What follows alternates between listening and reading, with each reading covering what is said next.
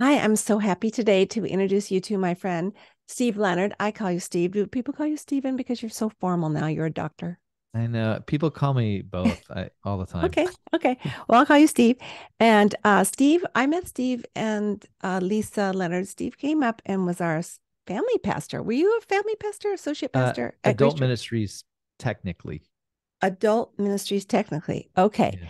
And so, Steve, tell us, and now you are a doctor of ministry studies or preaching. Is that right? You Yep. have a doctorate in that. A Hmm. writer. He writes at a wonderful blog. I want you to talk about that a little bit. Starting a podcast and very, very creative, has his own business. So, Steve, just tell us a little bit, first of all, about your family and then about your, I would call business slash ministry. And then I'm going to have some questions for you. Sure. Yeah. So family, as you mentioned, married to my wife Lisa, Lisa Leonard. Some listeners might know her. Uh, and and then I'm assuming you're just going to ask me more questions, so I'll just leave that there for a moment. But Okay. and then we have two boys, David, our oldest, who has a profound disability called Cornelia DeLang Syndrome, very rare genetic disorder. Hmm. And so he's 20, but he's about the size of an 8-year-old. He's nonverbal, eats soft foods, requires a lot of care. And then our younger son, Matthias, who is 19 and is a freshman at Biola University and is pursuing being a fantasy writer. He wants Mm, to write fantasy novels. So, mm. and is just thriving in college. So, Wow. and then the businesses Hmm. and all that you said. Yeah. Yeah. So Hmm. I have stephendavidleonard.com, which is uh, Christian jewelry and gifts, kind of a faith based. It's not for me. It's sort of not necessarily the most traditional version of that. To me, it's kind of more important that we reflect God's story than that everything necessarily has uh, the word Jesus on it or something. Although that's fine too, um, but we've always kind of just approached it like that. The designs are done that way, and then I also lead our other company, as I mentioned, Lisa Leonard Designs, um, which is again just gifts and jewelry that comes out of who Lisa is, and again out of kind of who our family story with David and those things. So Yeah. yeah, And you're so successful. And I just think that's God's blessing on your lives. I mean, I remember when Lisa had one of her first jewelry parties was in our front room. that's And right. she may not remember it, but I did. Yeah. And I still have vintage Lisa Leonard on my neck with my three girls on here. I don't know if you sell the same one anyway. Um, you blog at Life Unbound. Why that name, Life Unbound? Yeah.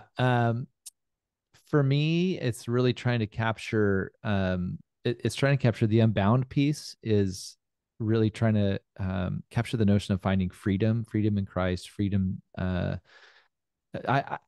my own experience and what I see in people is I think we live by a lot of oughts and shoulds and a lot of sort of prescriptions on our lives. I think a lot, we're bound by trying to sort of follow a lot of rules or get the right answer, Hmm.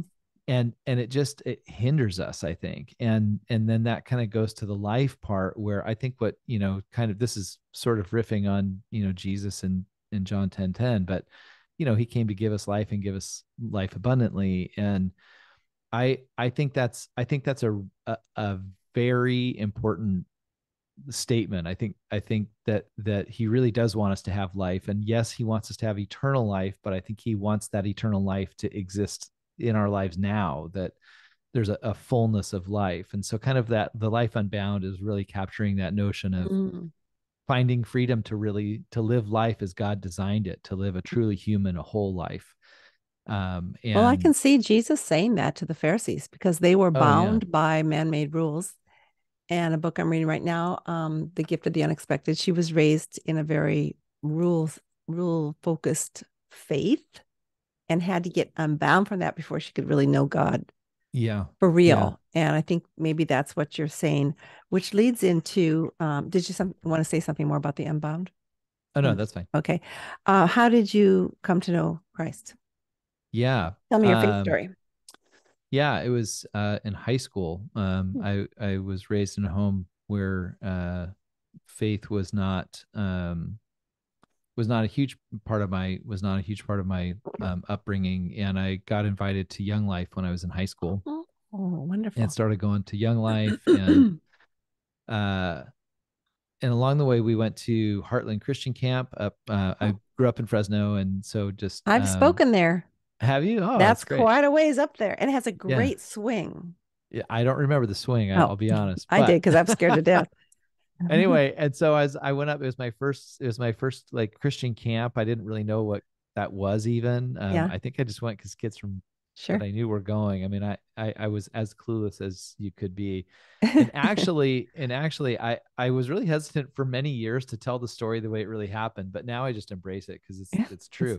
it's who you are. Yeah. And so I remember, we had all these like conversations. What I know now are like the cabin talks, where Oh, you go back and, the leaders are trying to find out if you understand what's going on. And I totally didn't at all. I had no idea what they were, saying. But mm, all weekend long, I was thinking about like I was just hearing Jesus spoken about in a way that I'd never heard. And I remember in sort of the big decision night, they gave the gospel presentation, and the speaker is, saying, if you want to put your faith in Christ, then you this and that. And I have no idea what he said because I totally tuned him out because I did not understand what was going on. I didn't oh, know what they were mhm. trying to do, but, it worked for me. I think because I sat there and I'm like, well, God, I have no idea what this guy's talking about. I Mm. don't get it, but I do see where like you are. These are not the words I would have said because I was like 15, but my 15-year-old version of I see that you're the like the source and author of life. I Wow. see that life comes through Jesus. I see that my life is not aligned with you and with that. And I was a cyclist at the time, and if I wanted to know Oh, how to ride my bike, I paid attention to everything Greg LeMond did mm. so that I could be an awesome cyclist like Greg LeMond. And I'm like, well, if I follow Greg LeMond for cycling, obviously for life, Jesus is the person to follow. and Wow. I and think so that's i'm profound for a 15-year-old. I'm going to do that. Yeah. And so, I've had people say like, well, when did you repent? And when did you, and I'm Mm. like, I don't know, that came along the way. I'm like, I don't know. I don't know if it always looks the same for everybody I agree. And at also, this I point. repent daily if I'm smart. Well, that's the thing. That's the thing. Yeah. I don't think that the repentance piece is kind of a one and done. I mean, Hmm. God obviously forgives us and we're good, um, but for us, we've got to sort of have that ongoing posture, I think. So. What did your folks think at the time? Oh, they were they were kind of worried that I had joined a cult. Cult, of course, because they're not used to it. Yeah, yeah. Hmm. I started going, a lot of the youth leaders for Young Life were also youth leaders in the EV Free Fresno Evangelical Free Church Fresno youth group. Yeah. And and it's important that it was the Evangelical Free Church because even for me, I only knew the word evangelical in one context.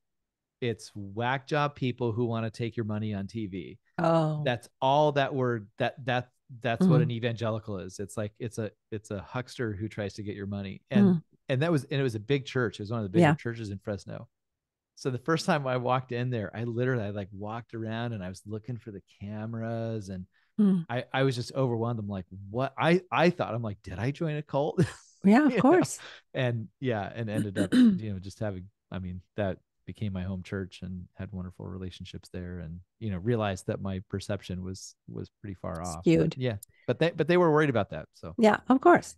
Going back to Life Unbound, how do you get your faith growing within the I don't know if you call them confines, learning theology, learning doctrine, understanding your faith more and more as you grew older, practicing it, and yet not getting tied with men's rules. I like to say that habits help me worship, but I don't worship the habits. To me, that's helpful because I Yeah. personally, as a creative, I guess you could call it, or undisciplined, whatever, depending if I'm feeling guilty or not, Right. Right. I could, just forget to meet with God. But because I Yeah. have a habit, it's like brushing your teeth. If you don't do it, it really makes a difference. And to me, it's like, so I guess that's just one aspect of our Christianity, meeting with God. But as far as the rule thing, how could you counsel someone right now who's feeling a little like they need to get unbound, and yet you don't want to throw out the baby with the bathwater? Yeah. How do you do that? Yeah. So I'll share just this like little snippet, I guess, of my story on that. Like I've come to realize the way I'm wired is not um I'm not what someone might call a rule follower. I and so and combine that with what I was just saying, that I wasn't really raised, in the church. Like my wife was raised in the church. Her dad was an elder. Like they were the family. They were one of the pillar families in her church, and she has this whole framework for her faith that I missed out on 100% because I didn't start until I was like Sure. 15, right? Right. And a lot of that stuff I think gets ingrained in you kind of early. So all that just to say, I only had one way to come to God and only had one way to come to like what truth was, and it was I, I was 15, and actually it was on this whole like what have I done and who are these people I joined and how do I figure this out? I can't ask my parents because they don't believe it. I can't ask the people because they're the ones saying it. So what do I do? Who what's sort of the arbitrator of like what's true and what's not? So I had gotten I was raised Episcopalian, so I'd gotten a Bible when I was baptized as an infant that I'd never laid eyes on my whole life. I got it from my mom. And one night I knelt down by my bed and I'm like, God, I don't know if this thing is true. I don't know if these are the right people. I don't know what. Mm. Just help me out. I mean, I never read the Bible on my own. I literally I knelt down, I opened it up and did that. I did Yeah. exactly what I would tell you to never ever do. Mhm. Open it up, put my finger on the page, and whatever was there, I read it. And it was Second Peter, where he says, no prophecy of scripture was written by man's will, but was breathed out by the will of God. And I'm Wow. like, and I was like, well, that's it. This book is the key. Wow. So it's a long way of getting there, I know, but in terms of like, how do you not get like maybe bound up in the rules and whatever, but still pursue God? For me, it's always been about going back to the text, Mm. and it's always been about learning to hear God in the text and to hear, we don't know, we don't realize that we bring so much to the text. We can't help it. We can't help it. And so we've got to constantly, like, even for me, not growing up in the church, I still bring stuff to the text. But we've got to constantly sort of learn to be aware of what we are bringing to it. So we think we know the story, we think we know what Jesus calming the storm means, but are we bringing our understanding of that? Are we bringing a sermon we heard about that? Or are we really stopping and listening to like what is the gospel writer trying to say? Who is the person of Jesus that they're presenting? And i think if you I think if you go about it like that, and I think if you go about it like that, it can really come alive, because scripture's cool. I mean, it's one of the reasons that it's one of my passions is to help people read the Bible, because the more you understand the backgrounds, the more you understand the narrative structure of books of the Bible, the more you understand those things, the more it just opens up, and you're not just living this, you're not just hearing it through like well, what's the rule that I'm supposed to follow today kind of approach, or what's Mm. the you know yeah. And I think a lot of us, even if we don't mean to, I think a lot of us come to the Bible that way. So anyway, Well, that's a yeah. long answer to No, your no, question, but it's but it's a good one. And I think anytime when people say, well, Christianity is just yet another religion, and I've chosen not to follow it because I believe they're all true. But I like to remember to say in a Christ-like loving way that Christianity is not a religion so much as it is a relationship. And I can lose sight, even as a minister of the gospel in my own little way, of that relationship doing so much for God that I lose sight of how much he loves me and how much he desires just my presence, for me I, to run to yeah, his feet, not just when I'm worried about my children or mad at my husband or want to lose 10 pounds or whatever it is I'm running yeah, to him for. I think I like to say he's right there at the window, moving the drapes. Sue, would you get over here? I've been waiting, yeah, because he loves me, not yeah, because I have checked off all the boxes.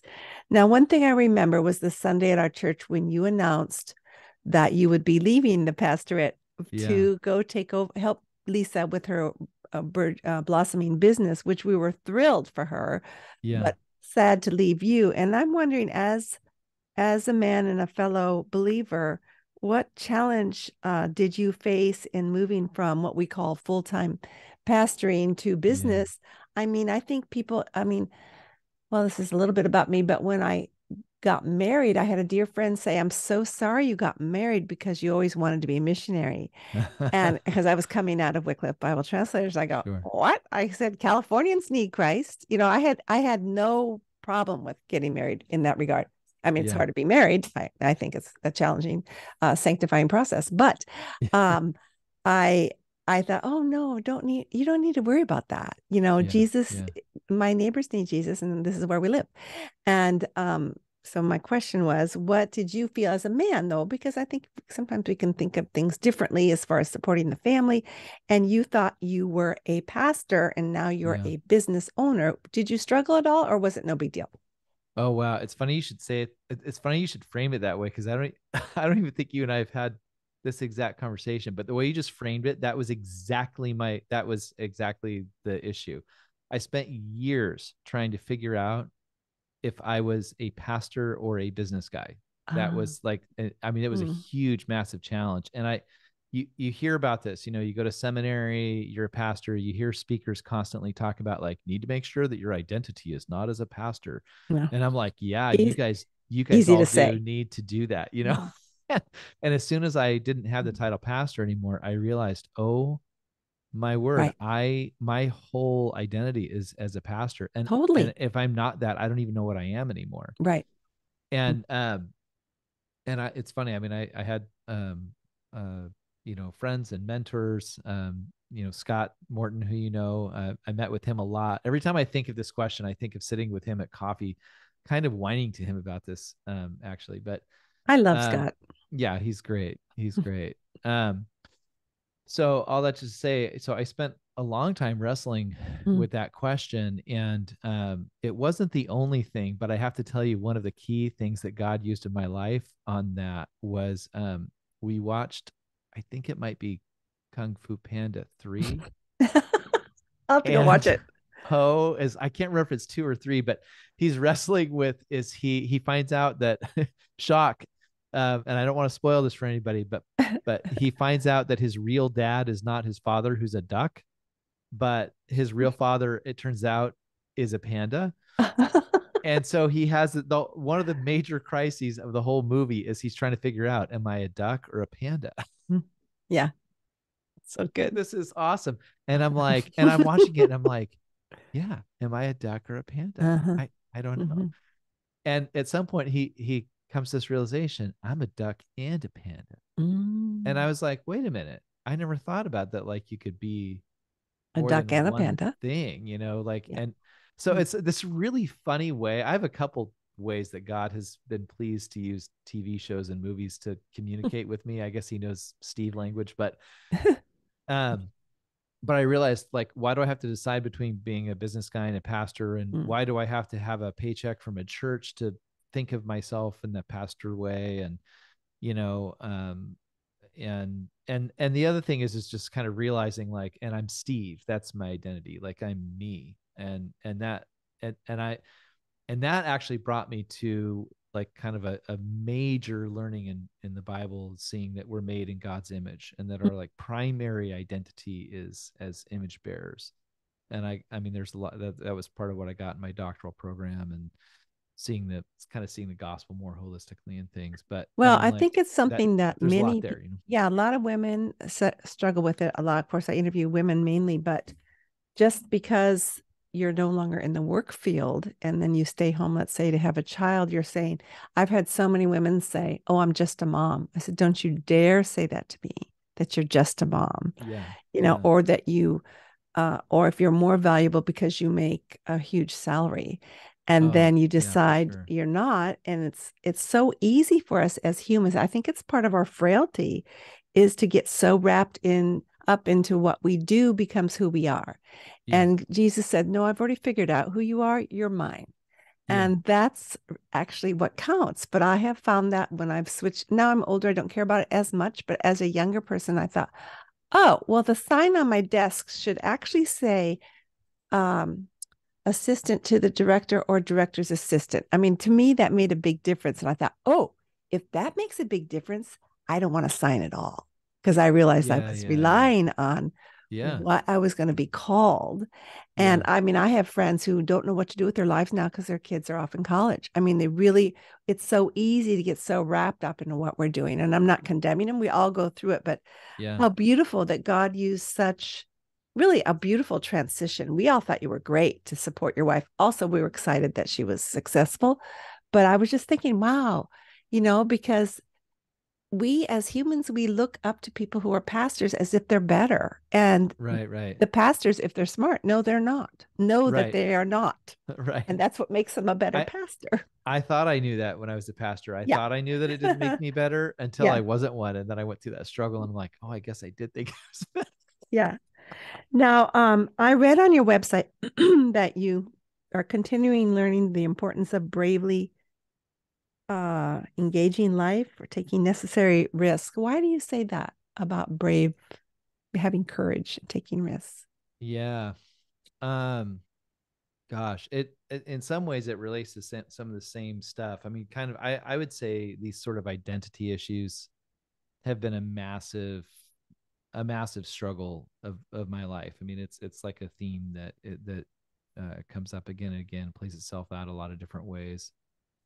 Um, and I've struggled a lot with depression, with deep feelings of worthlessness, and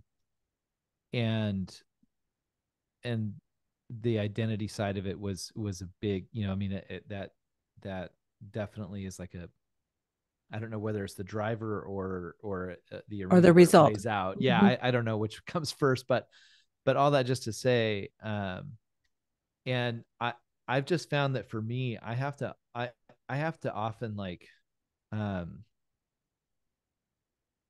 not force myself to do things, but um I don't just naturally believe, oh, I'll just do this thing or that thing or the other thing and I'll be successful at it. Like I have to really convince myself to try and to go for it, and that, I could succeed. And so, pretty much any, like, I don't know, any accomplishment I have that I've achieved, it really, the first step for me is like overcoming my like deep resistance to even starting, because it's been hard for me in my life to like believe in myself in that way. So that takes a lot of that, for me, that takes a lot of bravery, because I think when you fear is a funny thing, people avoid things because of fear. But I think like, and then we think like, if I could not be afraid, then I could do it. and, Mhm. and my experience is like, no, like bravery is you have the fear and you Right. do it. and Mhm. and that's me. Like I'm like almost everything I do, I'm stepping into it with fear and trembling, and I go for it. And so I Well, guess that's where the brave piece comes in for me in that statement. our friend Tim Thule said this, and of course doesn't remember that he said it, but I remind him on occasion, which is also a sign of a good pastor, that he said, trusting God is going ahead while afraid. Yeah. Yeah, And that's right. but the world will go ahead and say, I have, girded up my loins. They may not say it that way. And Right, right. they try something new and they're successful, but then they commend themselves. Right. And I think we have to be careful, even as believers, say, hey, I was really good. Let's say I spoke last Saturday.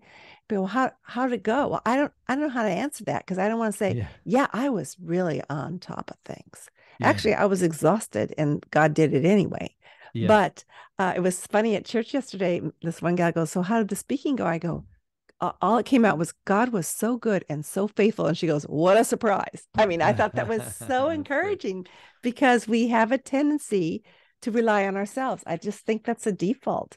Yeah. And you might say, oh, no, I'm not courageous. Oh, yes, you are. You're courageous every day. Yeah.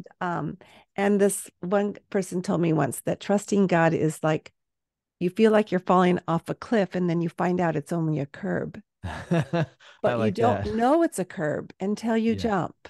Yeah. And so I just think that's so, the more we grow in Christ, the more we realize he's the one at the curb, but it Yeah. might feel like a windfall or not windfall, but you might feel like you're going crazy as you're falling down.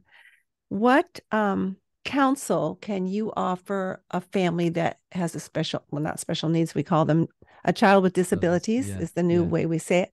You're right. I mean, you have been through the ringer through that. You didn't know David was going to be a child with disabilities until I think the day before he arrived.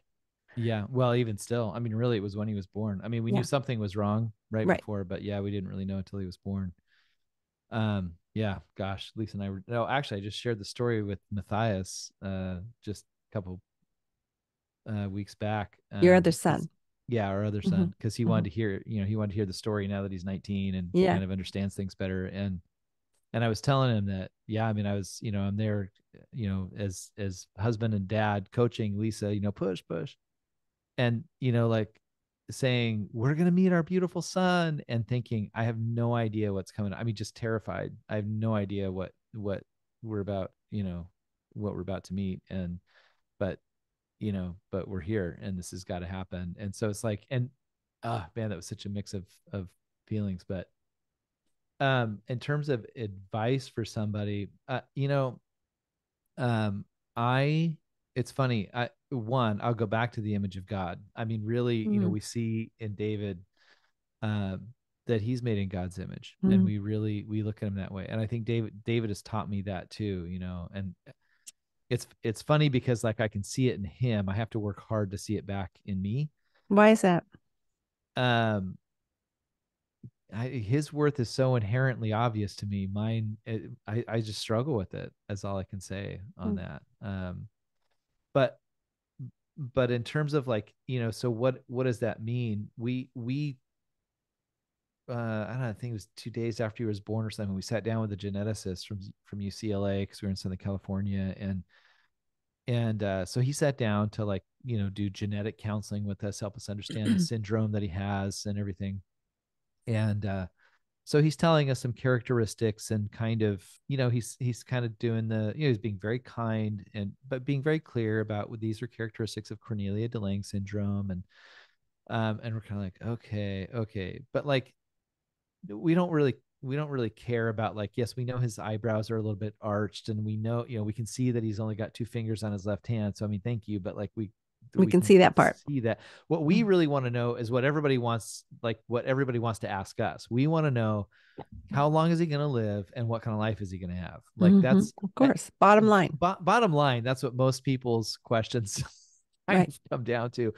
And so we're kind of like, well, how, like, what's he gonna, how long is his life, like how long, what's it gonna be like? And he goes, you want to know how long he's gonna live and what his life's gonna look like? And we're like, yes. Yeah.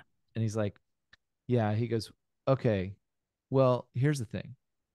If your son was typical and did not have Cornelia DeLang syndrome, I could not give you the answer to those questions. Mm. Wow. So that he has Cornelia DeLang syndrome, I can't give you the answer to those questions.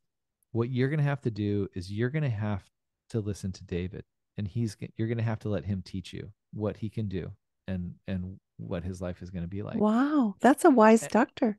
Oh my gosh. I mean, we looked at each other and I mean, it's like it's a mantra for us.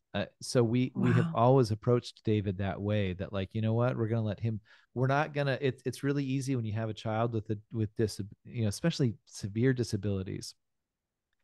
It's easy to sort of limit them on the front end because whatever you're, I mean, I put David to bed every night and I kissed, like literally for nearly 21 years. I put David to bed every night and kissed him and told him goodbye, because I don't know if he's going to wake up every morning. Every morning he does wake up, but you know, he's been sick. We've almost lost him a few times. Hmm. And so I don't want to regret, you know, I don't want to regret not having loved him fully. You know, I don't want to look back and go, why didn't I take that time with him yesterday, that last day, whatever. So I always do. And and it's not because I'm trying, it's not because I like live in the fear of him dying as much as I just want to be present with him. Mm. You know, that's really the driver for me, more. But with that kind of in mind, you know, you can get into this mindset of like, well, we shouldn't do that with David because he could get hurt. Well, David can't do that because he can't walk. Well, David can't do that because, you know, whatever. There's a tons of reasons why David can't do all kinds of things. And we've always taken the approach of like, wait, when we find ourselves doing that, we're like, okay, we're going to go. We've taken him, you know, to multiple countries around the Hmm. world. We've taken him on you know, not a backpack trip, but we've taken him hiking and figured out a way to, you know, to be able to strap him on and so that we can go hiking as a family. And, you know, we you know, we've just done all kinds of things to try to give him opportunity to show us what he's capable of rather than assuming that we know on the front end. And so you know, that's been really beneficial to us. And we've seen that be a really good thing for David. I can see, and you can elaborate on this some more. You were saying how David has taught you um, that we are all made in God's image more so than yourself. I mean, because he is of inherent value because God made him the way he Mm-hmm. was is, and yet he's made us that way too in the way we are, and yet we have more struggles than David. I mean, maybe he's not that self-aware with that, and it's fine with him. Yeah.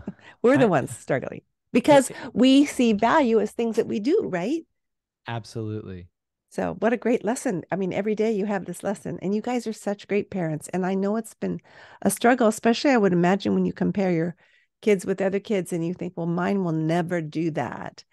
And I don't know, maybe that doesn't bother you, but it No, could. there's yeah, no, there's times. I mean, we're you know, there's different phases of life. The phase we're in right now, our younger son just went off to college and our older son is home. And on the one hand, we're so delighted. I can't believe how brokenhearted I've been to watch my son go off to college. Yeah, I cried too. I was like, you know, I was a college pastor when I was at Grace, and Yeah. you know, and I would see these, you know, poor parents, and I'm like, don't worry, mom and dad, it's all Yeah, going to we're be going to be okay. fine. Let him go, you know, and I'm Yeah. like, oh my gosh, I'm that parent. Isn't But that funny? yeah, so I'm so brokenhearted that he's Mm-hmm. gone, but I'm so Mm-hmm. happy that we have David here with Yeah. us and we still get to Mm-hmm. have our other son. Simultaneously, I'm so delighted for Matthias that he's now in the stage that he's kind of phase one of launching his own life. Mm-hmm. And that's such a beautiful thing to see in your child.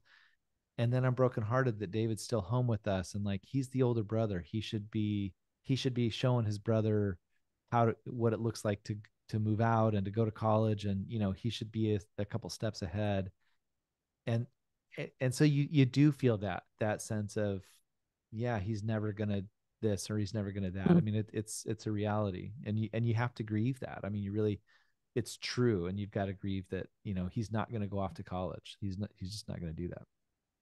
I just want to tell you this that I grieve whenever my kids leave and they come home for like 3 days and then they go, bye, mom, I have to work or whatever. And Mary Grace is the youngest, and she, we call her the runt, and she doesn't mind. But she's a marriage and family therapist, and she feels deeply. And so now I've told myself, well, I always cry when you guys leave. And so I sit down and watch like Mission Impossible 14 with my husband because I can really get into that. And then once that, 2 hours lasts, I'm not crying anymore. And I think that's just the way I deal with it. And Yeah. so when somebody left, I guess it was Mary, So Mark comes downstairs. He goes, Mary says you need a hug. I said, okay, way to go, Mary. But it's like, then I cry. But I just think it's something about coming and going. God made us with these emotions. Yeah. And of course, that's not all that you're talking about. But just know that when Matthias comes home and then leaves again, it's okay to grieve.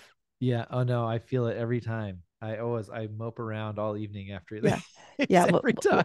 Well, it's And put that's what on. we have to Yeah. be careful. Same thing what we put on, Yeah. because you Yeah. can't watch anything sad. You can't watch No, anything no. where no children can die in the No show or children anything. can die in this show. Yeah. And right, exactly. And make Yeah. sure it's some sort of escape that doesn't harm you. Yep. And like Yep. drinking too much or whatever. Yeah. And Right. because I think we're just weak, God knows we're dust. Yeah. And I didn't know I had such a mom's heart until my kids left. Yeah. They can be annoying. Well, and it's also it's beautiful in a way, to Yeah. like think that, we feel so strongly for our kids. And Hmm. I mean that I that's one of the major things that's helped me understand God's heart too, Me too. is I know what I feel as a dad. And I mean, scripture's got a lot of if you, a sinful person, know how to give good gifts to your kids, or know how to love your kids, or Yep. know what's best for your kids, how much more does your More. Father in heaven know? And Hmm. I'm like, man, I feel this stuff pretty intensely with my kids. And if that's how God sees my kids at this point, I'm less worried about me. If that's how my Father in heaven sees my kids, that's intense. And if he sees Hmm. me that way too, wow. I mean, that does open up. I mean, to your point earlier, that relational element of our faith. I mean, I agree with you. I think that's one of the cornerstones, and I do that's too. such a window into that. And I think I know what you're supposed to do in this next season of life. I think you should write a book, and it's called How Much More. And That's it's a parenting good book as title. well as God's parenting Yeah, us. I mean, you I'm learn. gonna write that down. I've learned. I'll send it to you. You can dedicate it to me. I've learned about my lack of trust in God from being a parent, and I've learned about how much He loves me from being a parent. And Yeah. I think there's all sorts of aspects, things I didn't even ask for in my life. I wanted to get married, but not necessarily have kids, but it happened anyway. And yet that is my greatest source of faith growing. How talk briefly about, because it's going a little longer than usual because you're so interesting. Um, talk a little bit about dad guilt. Is it Oh, is it different than mom guilt? yeah. That's good. It's funny because I work so intimately with Lisa Leonard, both the person and the company. Yeah. So I've learned a lot about moms, Yes. and as a result of that, I'm you You're in know touch with your feminine side. Let's put it that I am. I mean, I am, and I way. and I and I know the struggles. I mean, I really Yeah. do, because we, Mhm. it's such a part of our business that I'm like in that world a lot. Um, but the thing is that, yeah, and so I know mom guilt is such a thing, but dad guilt is real, and I don't think that dad guilt gets the press that No. mom guilt Well, gets. because men don't talk about it. That's why. No, because men don't talk about anything. Men Yeah, don't exactly. talk. I was going to say that, but Yeah, no, it's true though. It's true, and Mhm. and I think that's one of the interesting things with dad guilt. It's part of it. You're supposed to be strong and quiet, Mhm. and um, you're even supposed to make room for your wife to be able to feel guilty and to be able to talk about it. And one of the things that you do as a dad is you don't, because then Mhm. she can't, or something like. I mean, that's what we think. But dad guilt is real, and I mean, I know, I felt it, and I know a lot of men feel it. That for men, I think it shows up a lot over, oh, I'm not earning enough, or I'm not home enough, Right. or I'm not um, spiritual enough. I'm not spiritual enough. Yeah. I'm Hmm. not I'm not investing, in my kids' spiritual lives enough. Hmm. We should be memorizing scripture together, but we're not. Or whatever. I missed the last sports game. Whatever that Hmm. was. And Hmm. um, I think most dads, do try to be there for those things. But yeah, dad guilt is real, and I think it has a lot to do with that trying to be, for men, we want to be strong enough, we want to Mhm. provide enough. And I don't know, I know in our culture, like, some of those things, we're not supposed to think that way, but men do think that way, whether we're supposed to or not. Mm. Those I think that's where a lot of our struggles come in on that front. have, And have maybe we this, have we taught our kids correctly too? I think it's a yes. big one. Like, have we taught them right from wrong, or have we taught them to have good discernment or wisdom or some of those things too? So And I think it can come from both parents. Once they're gone, there's nothing more really we could do. I mean, we pray yeah. and we give advice when they ask, Yeah. not when they haven't. I'm learning that one. Oh, it's a toughie, I'm such especially a with girls. you can tell just by this interview that, like, talking is not my weak suit, and Yeah. I literally have to, like, Hmm. I have to, like, discipline myself on phone calls to ask questions and just listen instead of And I have said, offer like, advice. do you want me to say something about this? They always say yes, but then they'll stop me if I've gone too far. Yeah. But if I don't ask ahead of time, then they've already stopped in their mind. Yeah. So it's a waste of my breath. What legacy do you want to be giving to those who know and love you? Yeah. It goes back to some of the things that we've said already, but Good. really, that we live in God's world, and the story of him pursuing us to restore his creation as his image bearers, and that's it. I mean, I want I talk with our family all the time about that we live in God's story, and that, it's not just that God's redeeming the world, but he's restoring the creation. And I think, like, if you can hang on to that, we live by stories, and that's, I mean, I'll try to keep that short, but we live by stories, by little stories and big stories. Yeah.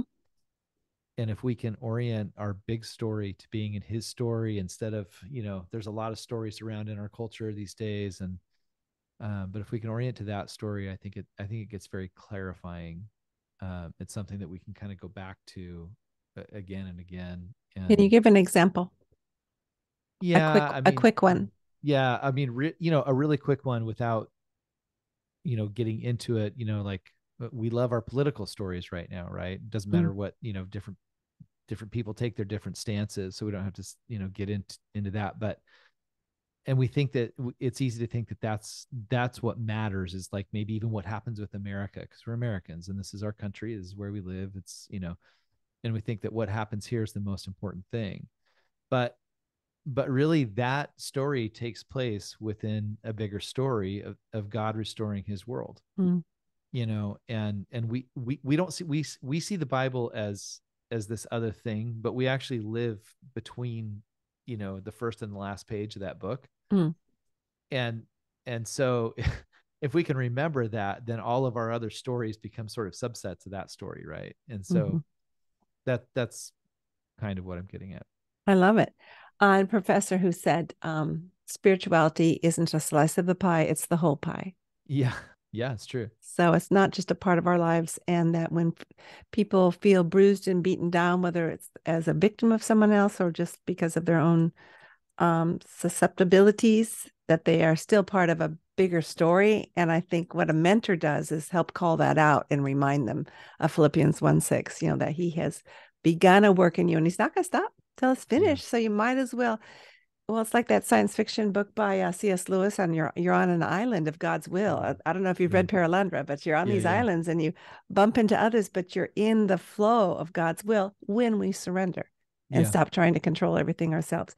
Any Yeah. obstacles or challenges you had to overcome to be able to relay this legacy? Yeah, I mean, this is, we've touched on some of the stuff. I mean, just, the depression and all those things have been a major thing. I mentioned to you before the call. I lost one of my best friends a couple years ago. Mm-hmm. He just died unexpectedly. His heart just stopped beating, and that kind of rocks you. We were Mm-hmm. 47 at the time. We'd been friends Wow. since high school, and just kind of makes you stop and think, what is my legacy and what do I want it to be? And um, again, we've kind of touched on a number of things between, with David's disability, um, sort of the struggles, identity struggles, and all those things. And it's kind of like and I would say those struggles have all kind of led to finding this legacy in a way. I mean, that the reason that that's what I care about is that that's what I find I actually hold on to, Mm-hmm. myself. And um, so that's what's kind of brought me there and why I want that to be the legacy. How does your life embody the welcoming heart of God? And I don't mean hospitality necessarily. I mean Say your say life. say it one more time. Well, I talk about hospitality a lot and I Right. speak on the welcoming heart of God, but the whole idea is that God has invited us to himself. He is the great pursuer, right? You've even touched Yes. on that this Yes. discussion. So how do you embody God's welcome for the world? Yeah, I think I would say it. I think I'd say it this way. One of the things that my friend Leo, who passed away, was just so good at was he was a very intentional friend. Mm, He was very good about reaching out to people and keeping connections alive with people. And and I, and that's something that I've tried to. And it's funny because he and I talked about it a lot, and he actually got on my case about it a lot. Like, dude, you need to come hang out, and we need to reconnect or whatever. I mean, mm. he did that with all of us, and it's one of those things that, like, I mean, he and I actually even got in arguments about it at times. And at this point, I'm like, well, Leo, you're right. Mm, You win, and I wanted, and that's something I want to take away, mm, from, like, that's something that I'm trying to, like, embody in my life more, is being much more intentional about relationships, investing in relationships, being present. I Somebody actually just challenged me recently. We are doing worship practice, and the guy said, people come and, we show up to things, and we can show up with a here I am attitude or mm, a there you are attitude. mhm. And I'm like, okay, this can go, which way is this going to go? And he goes, so we can come and say, hey, everybody, here I am. Yeah. Check me out, or we can show up and say, hey, there you are. And I see you. And he's like, let's be there you are people. And I'm like, oh my gosh, I'm such a here I am person. I'm so terribly a here I am person. And but it has stuck with me. I mean, I'm like, wow, God like really gave me a word. And so I, I'm trying to be intentional with relationships, and I'm trying to show up and be more of a there you are person, and see people and listen to people, and be, maybe a skosh less about myself. Myself. Yeah, me too. Well, we have big personalities, so we can say, well, it's not our fault. God made us this way. But Right. the whole idea of walking into a room and seeing someone sitting by themselves, that's my big mantra. And you Yeah. go and sit with them. Now, Yeah. maybe they don't want you to, and you can Right. find that out right away. Right. But to go in and say, I see you because God sees us. Right. And we are just here to pass along his invitation. Yeah. Well, Steve, Yeah. you have been a delight. We could talk another hour, but we won't. And Steve, you want to give something away this week to my listeners? Something from your Yes, shop? Do you I have something in do. mind? I don't. Okay. Well, there will be I, a I giveaway should have by thought the about time. that beforehand, No, but I no. but I will come up with Think of something. think of it, and to be in the running for his great giveaway, which we will put in show notes. Uh, you just have to follow Steve on his Instagram as well as myself, Sue Moore Donaldson, Stephen David Leonard. Yeah. Leonard. Thank you for that. And maybe with something other stipulation. I'm not sure what. We'll figure it out.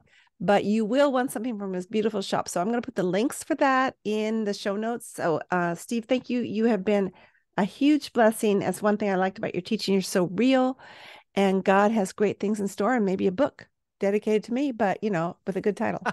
Definitely. Thanks so much. Hey, thank you.